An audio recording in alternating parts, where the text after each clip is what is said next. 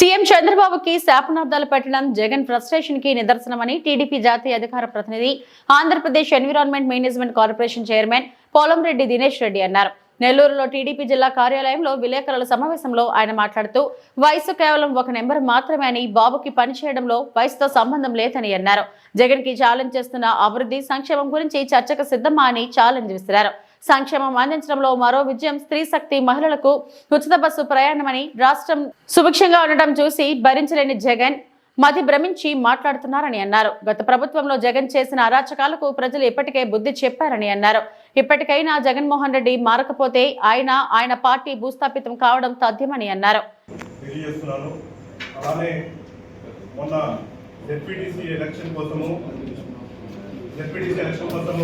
కృషి చేసిన తెలుగుదేశం పార్టీ నాయకులకు, కార్యకర్తలకు, అలానే అశేషంగా ఆదరించిన ఆంధ్ర రాష్ట్ర ప్రజలకి, పులివెందుల అలానే ఒంటిమిట్ట ప్రజలందరికీ కూడా జెడ్పీటీసీని చాలా భారీ మెజార్టీతో గెలిపించినందుకు మీకు కూడా హృదయపూర్వకంగా ధన్యవాదాలు, శుభాకాంక్షలు తెలియజేస్తూ, నిన్నటి రోజున సూపర్ 6లో ముఖ్యమైన హామీ స్త్రీ శక్తిని రాష్ట్ర వ్యాప్తంగా ముఖ్యమంత్రి వర్యులు, డిప్యూటీ ముఖ్యమంత్రి వర్యులు, అలానే మా ఎడ్యుకేషన్ మినిస్టర్ అయిన నారా లోకేష్ గారు ప్రారంభించడం జరిగింది. రాష్ట్ర వ్యాప్తంగా ఈ పథకానికి మహిళల నుంచి చాలా అద్భుతమైన స్పందన వస్తుంది. ఈ హామీని అమలు చేయడంతో సూపర్ 6 పథకాల్లో తెలుగుదేశం పార్టీ కూటమి ప్రభుత్వం ఇచ్చిన హామీలు 85% మేర కంప్లీట్ చేశాము. ప్రథమంగా ఈ సంవత్సరం 2025లో దాదాపు సూపర్ 6 పథకాల్లో 3 పథకాలు, పక్కన తల్లికి వందనం పథకం, అంటే ఎంతమంది బిడ్డలు ఉంటే అంతమంది బిడ్డలకి 15,000 రూపాయలు ఇస్తామన్న హామీని నెరవేర్చాము. అలానే అన్నదాత సుఖీభవ పథకాన్ని స్టార్ట్ చేయడం జరిగింది. మొదటి వాయిదా కింద 7,000 రూపాయలు ఇవ్వబడింది. అలానే నిన్న స్త్రీలు అది ఏ పర్పస్ మీద వెళ్తున్నామని ఆంధ్ర రాష్ట్రంలో ఎక్కడికి ప్రయాణించాలన్నా బస్సులో ఉచితంగా ప్రయాణం చేసే సౌకర్యాన్ని కల్పించడం జరిగింది. అలానే సైలెంట్ గా ఇంకా కొన్ని పథకాలు ఏదైతే మేనిఫెస్టోలో మేము చెప్పామో దాని మేరకు చేనేత కార్మికులకు 200 నుంచి 500 యూనిట్ల దాకా ఉచిత కరెంటు ఇచ్చాము. అలానే నాయి బ్రాహ్మణులు ఎవరైతే సలూన్ రన్ చేస్తున్నారో వాళ్ళకి 200 యూనిట్ని ఉచితంగా ఈ రాష్ట్ర ప్రభుత్వం ఇవ్వడం జరిగింది. అలానే నాయి బ్రాహ్మణులు ఎవరైతే టెంపుల్స్ లో వర్క్ చేస్తున్నారో వాళ్ళకి 20,000 నుంచి 25,000 రూపాయలు వేతనం పెంచుతూ జియోని ఇప్పటికే ఇంప్లిమెంట్ చేయడం జరిగింది. ఇవన్నీ అమలు చేసుకుంటూ గత ప్రభుత్వం ఏదైతే విధ్వంస పాలనని అధిగమిస్తూ అందరూ చాలా అంటే ఇవన్నీ పథకాలు చాలా సునాయాసంగా ఇస్తున్నారు, ఇవన్నీ కూడా జనరల్ గా జరిగిపోతున్నాయని చెప్పి ప్రజలందరూ కూడా భావిస్తున్నారు. దీని వెనకాల చాలా చాలా ప్రయత్నం ఉంది. ఈ పథకాలన్నీ ఇవ్వడానికి కూడా ఈ సంవత్సరం కాలంలో ప్రభుత్వం ఎంతో కష్టపడుతుంది. గత ప్రభుత్వము ఎంతో ఆర్థిక విధ్వంసం చేసి దాదాపు 10 లక్షల కోట్ల రూపాయలు అప్పు చేసేసి, అలానే బీసీలకి, ఎస్సీలకి, ఎస్టీలకి కేంద్రం ఇచ్చిన ఏదైతే పథకాల ద్వారా ఇచ్చిన డబ్బులు ఏవైతే ఉంటాయో అవన్నీ కూడా మళ్లించి గత ప్రభుత్వం చేసిన ఆర్థిక విధ్వంసాన్ని ఎదురుడి ఆయన మేధాశక్తితో, నారా చంద్రబాబు గారి మేధాశక్తితోనే ఈ పథకాలన్నీ కూడా అమలవుతున్నాయి. అలానే ఇంకా ముఖ్యంగా మిగిలింది స్త్రీ నిధి ఒకటి మిగిలి ఉంది. ఖచ్చితంగా ఈ సంవత్సరంలో అది కూడా డెఫినెట్ గా ఇంప్లిమెంట్ చేస్తామని చెప్పి ఇప్పటికే రాష్ట్ర ప్రభుత్వం నిన్న మన బాబు గారి స్పీచ్ లో మనం వినడం జరుగుతుంది. దీంతో ఏదైతే హామీలు రాష్ట్ర ప్రభుత్వానికి మేము ఇచ్చిన, రాష్ట్ర ప్రభుత్వం అంటే గతంలో కూటమి ఇచ్చిన హామీలు ఏవైతే ఉంటాయో ఆ హామీలన్నీ కూడా నెరవేరుస్తూ ఒక పక్కన నేనైతే గర్వంగా చెప్పగలుగుతాను, ఒక పక్కన అభివృద్ధి చేస్తున్నాము, అలానే ఆంధ్ర రాష్ట్రంలో ఎప్పుడు అందించినంత సంక్షేమ పథకాన్ని ఇవాళ ఆంధ్ర రాష్ట్రంలో ఇస్తున్నాం. బహుశా భారతదేశంలోనే ఆంధ్ర రాష్ట్రంలో ఇవాళ అందిస్తున్న సంక్షేమాన్ని బహుశా ఏ ఆంధ్ర రాష్ట్రంలో ఇస్తున్నది భారతదేశంలో ఎక్కడ కూడా జరగట్లేదని నేను భావిస్తున్నాను.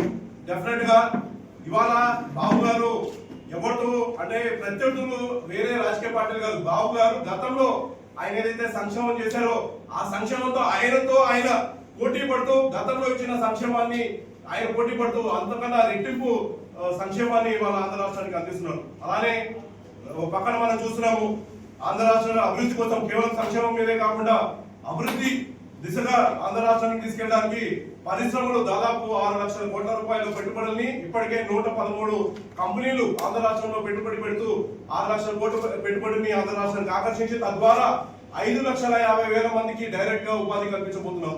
అలానే పేదరిక నిర్మూలన కోసము ఇప్పటికే P4 పథకాన్ని ఇంప్లిమెంట్ చేస్తున్నాము. అలానే అన్న క్యాంటీన్లని ఆల్రెడీ స్టార్ట్ చేయడం జరిగింది. అలానే ప్రతి కాన్స్టిట్యున్సీస్ లో అన్నదాత కార్యక్రమాన్ని పెట్టి అన్న క్యాంటీన్స్ పెట్టి 5 రూపాయలకే భోజనం అందించే కార్యక్రమాన్ని కూడా రాష్ట్ర ప్రభుత్వం శ్రీకారం చుట్టింది. ఇలా అన్ని పథకాలు మనం చేసుకుంటూ వెళ్తుంటే దాన్ని మన జగన్మోహన్ రెడ్డి గారు ప్రెస్ మీట్ పెట్టి ఆయన మాట్లాడిన వ్యాఖ్యలు ఏవైతే ఉన్నాయో అవన్నీ కూడా చాలా అనుచిత వ్యాఖ్యలు. ఒక పక్కన జగన్మోహన్ రెడ్డి గారు నారా చంద్రరెడ్డి గారికి వయసు అయిపోతుందని చెప్పి ఆయన నరకానికి వెళ్తాడని చెప్పి ఇలాంటి అనుచిత వ్యాఖ్యలు చేసి ఇవాళ జగన్మోహన్ రెడ్డి గారు ఏం ప్రూవ్ చేయాలనుకుంటున్నారో నాకైతే అర్థం కావట్లేదు. ఒకటైతే క్లియర్ గా అర్థమవుతుంది, election results ZPDC election results లో క్లియర్ గా ఓడిపోయారు. గతంలో జనరల్ ఎలక్షన్ లో మేము తెలుగుదేశం పార్టీ కూటమి అభ్యర్థులు రాయలసీమలో బాగా వేయడం జరిగింది. ఇవాళ వైఎస్ఆర్సీపీ ఫౌండేషన్ కూడా కదిలిస్తూ వచ్చిన రిజల్ట్ ని చూసి జగన్మోహన్ రెడ్డి గారు ఫ్రస్ట్రేషన్ లో ఏం మాట్లాడుతున్నారో ఆయనకే తెలియకుండా మాట్లాడుతున్నారు. ఇవాళ ఆయన ఏమంటారంటే గెలుపుని డైజెస్ట్ చేసుకోలేక వాళ్ళు అక్కడ ఎన్ని ఫాల్స్ ఓట్స్ పడ్డాయి, ఫేక్ ఓట్స్ పడ్డాయి అని చెప్పి ఆయన ఫ్రస్ట్రేషన్ లో వెలువడుతున్నారు. ఇవాళ నేను ధైర్యంగా చెప్తున్నాను, ఫేస్ టు ఫేస్ ఛాలెంజ్ చేసి చెప్తున్నాను, ప్రజాస్వామ్యంలో పులివెందులలో ఇప్పటి వరకు కూడా క్యాండిడేట్ పెట్టకుండా, అవతల పార్టీ క్యాండిడేట్ పెట్టకుండా యునానిమస్ గా ఆయన జరిపిస్తున్నారు ఎలక్షన్. దాదాపు 30 సంవత్సరాలు ఇలానే జరిపిస్తున్నారు. మొట్టమొదటిసారిగా ప్రజాస్వామ్యం బద్దగా ఇవాళ అక్కడ ఎలక్షన్ జరిగింది. ఆ ఎలక్షన్ రిజల్ట్ ని మనం చూడడం జరిగింది. అలానే గతంలో చూసాం ఎలక్షన్, తిరుపతి ఎలక్షన్ లో ఎక్కడెక్కడ నుంచో తిరుపతి నుంచి ఓటర్లు తీసుకొచ్చారు. అలానే నగరి, తంబలపల్లి ఈ చుట్టుపక్కల నియోజకవర్గాల నుంచి ఓట్లు తీసుకొచ్చి తిరుపతిలో వాళ్ళందరికీ రాంగ్ ఓట్లు వేయించి, దొంగ ఓట్లు వేయించి ఇవాళ జగన్మోహన్ రెడ్డి గారు ఆ ప్రక్రియ, ఆయన ఫాలో అయ్యే ప్రక్రియ ప్రతి ఒక్కరు కూడా ఫాలో అవుతారని చెప్పి ఒక దురుద్దేశపూర్వకంగా ఇవాళ ఆయన వ్యాఖ్యానించడం జరిగింది. ఏజ్ అనేది కేవలం ఒక నెంబర్ మాత్రమే. ఈ నారా చంద్రబాబు గారికి వయసు ఎక్కువైపోయింది, ఆయన ఇంకేంది కృష్ణారామ అనుకోకుండా ఇవాళ రాజకీయాలు చేస్తున్నారని చెప్పి ఇవాళ ఆయన మాట్లాడడం జరుగుతుంది. నేను ఇవాళ జగన్మోహన్ రెడ్డి గారు అంటున్నారు వయసు అనేది కేవలం నెంబర్ మాత్రమే. మీకు 54 ఏళ్ళు, అదే నారా చంద్రబాబు గారికి 74 ఏళ్ళు. కానీ ఆయన పరిగెత్తుతూ గెంతుతూ ఇవాళ బస్సుల పైకి ఎక్కి ఇవాళ ఉత్సాహంగా ప్రజలకి ఏం చేయాలన్నా కూడా ఉత్సాహంగా ఆయన చేస్తున్నారు. అలానే మీరు అధికారంలో ఉన్నప్పుడు చూసాం, వంగలేక ఎక్కలేక నడవలేక ఇబ్బంది పడిన మీరు ఇవాళ చంద్రబాబు గారి వయసు గురించి మాట్లాడుతున్నారంటే చాలా హాస్యాస్పదంగా ఉంది. ఇవాళ నేను జగన్మోహన్ రెడ్డి గారికి క్లియర్ గా చెప్తున్నాను, వయసు పెరుగుతూ ఆయన అనుభవాన్ని ఇవాళ ఆంధ్ర రాష్ట్రం మన అభివృద్ధి పరచడానికి, సంక్షేమం దృష్టిగా ముందుకు తీసుకెళ్ళడానికి, పారిశ్రామికంగా ముందుకు తీసుకెళ్ళడానికి, బీసీలకి, ఎస్టీలకి, ఎస్సీలకి సంక్షేమంలో అందించడానికి ఇవాళ ఆయనకున్న అనుభవాన్ని ఆయన పెడుతున్నారు. వయసు అనేది ఆయన చూడట్లేదు. ఎటువంటి కార్యక్రమం అయినా కూడా ఆయన ఉత్సాహంగా చేస్తున్నారు. ఇవాళ జగన్మోహన్ రెడ్డి గారు, నేను అడుగుతున్నాను మిమ్మల్ని, మీరేం చేశారు? గతంలో మీకు అధికారం ఇచ్చారు, అధికారంలో ఇచ్చినప్పుడు మీరు ఏం చేశారు? కనీసము మీరు ఇచ్చిన హామీలు కూడా నెరవేర్చలేని పరిస్థితిలో ఇవాళ మీరుంటే, మీరు మా నాయకుల్ని ఇలా అవమానకరంగా మాట్లాడడం చాలా ఖండించే విషయం. నేను అడుగుతున్నా, ఇవాళ మా నాయకుడు నరకానికి వెళ్తారని చెప్పన్నారు. మరి మీరు చేసిన దానికి మీరు ఏ లోకానికి వెళ్తారో మీరే చెప్పాలని చెప్పి నేను ఇవాళ మిమ్మల్ని సూటిగా ప్రశ్నిస్తున్నాను. ఖచ్చితంగా నేనైతే చెప్పగలను, రానున్న రోజుల్లో ఇప్పుడు ఏ విధంగా అయితే మేము ZPDC ఎలక్షన్ కానీ, ఎంపీటీసీ ఎలక్షన్ కానీ జరిగిన ఎలక్షన్ ఏ విధంగా అయితే మ్యాండేట్ వచ్చిందో, రానున్న స్థానిక సంస్థల ఎలక్షన్ లో కూడా ప్రతి చోట తెలుగుదేశం పార్టీ జెండా ఎగరైపోతున్నాము. అలానే మీకైతే నాకు దగ్గర సమయంలో రానున్న 10-15 ఏళ్ల పాటు మీరు ఎక్కడ కూడా కనుమరుగు అయిపోతారు. అసలు మీరు దగ్గరలో కూడా ఉండరు అనేది అయితే క్లియర్ గా కనిపిస్తుంది. డెఫినెట్ గా 2029 కాదు, ఆ తర్వాత వచ్చే ఎలక్షన్ కూడా తెలుగుదేశం పార్టీ జెండా అన్ని నియోజకవర్గాలు ఎగరేస్తాం. వైఎస్ఆర్సీపీ భూస్థాపితం అవుతుందని చెప్పి చెప్పడంలో నాకైతే ఎటువంటి సందేహం లేదు. డెఫినెట్ గా ఇంకా మంచి చేయాలనే ఆలోచన ఉంది. చాలా ఆంధ్ర రాష్ట్రానికి చేయాల్సినవి చాలా ఉన్నాయి. చెప్పిన హామీలు నెరవేరుస్తూ, చెప్పని కూడా చాలా హామీలు తెలుగుదేశం పార్టీ కూటమి 100తో మనం చేపట్టబోతున్నాం. కేంద్రం సపోర్ట్ ఇవాళ చాలా అద్భుతంగా మనకు ఉంది. బీజేపీతో మనం అలయన్స్ లో ఉండడం వల్ల ఇవాళ కేంద్రం నుంచి వచ్చే మన నిధుల వల్ల మనం ఇవాళ అమరావతి డెవలప్మెంట్ చేసుకోగలుగుతున్నాము, పోలవరం నిర్మాణం చేసుకోగలుగుతున్నాం. అలానే ఏవైతే నీటి ప్రాజెక్ట్స్ ఉన్నాయో అవన్నీ కూడా మనం కొత్తగా చేపట్టడానికి మన రాష్ట్ర ప్రభుత్వం పూనుకుంది. డెఫినెట్ గా మన పోలవరాన్ని పూర్తి చేస్తాం, జాతికి అంకితం చేస్తాం. అలానే అమరావతిని కూడా పూర్తి చేసే విధంగా మొదటి ఫేజ్ ని పూర్తి చేసేదానికి అడుగులన్నీ కూడా పడుతున్నాయి. అలానే మనం చూస్తున్నాం, గ్రామాల్లో రోడ్లు పడుతున్నాయి, డ్రైనేజీలు జరుగుతున్నాయి. అలానే అభివృద్ధి పనులు ఏవైతే రోడ్లు నేషనల్ హైవేస్ ఉన్నాయో నేషనల్ హైవేస్ డెవలప్మెంట్ జరుగుతుంది. అలానే సింగిల్ రోడ్లని డబుల్ రోడ్లు చేయడం జరుగుతుంది. అలానే అభివృద్ధి పనులు అన్ని కూడా ముందుకు సాగుతున్నాయి. ఖచ్చితంగా రానున్న రోజుల్లో పెద్ద ఎత్తున పరిశ్రమలు ఇక్కడ పెట్టుబడి పెడతాయి. రాష్ట్ర ఆదాయాన్ని పెంచుతాము.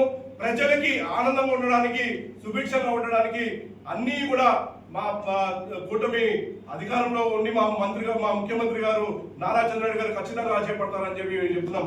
రైతులు సుభిక్షంగా ఉండడానికి, ఎస్సీలు సుభిక్షంగా ఉండడానికి, ఎస్టీలు సుభిక్షంగా ఉండడానికి, గిరిజనులు అలానే అన్ని వర్గాల ప్రజలు సుభిక్షంగా ఉండడానికి అవసరమైన అన్ని యాక్టివిటీస్ మేము చేపడతాము.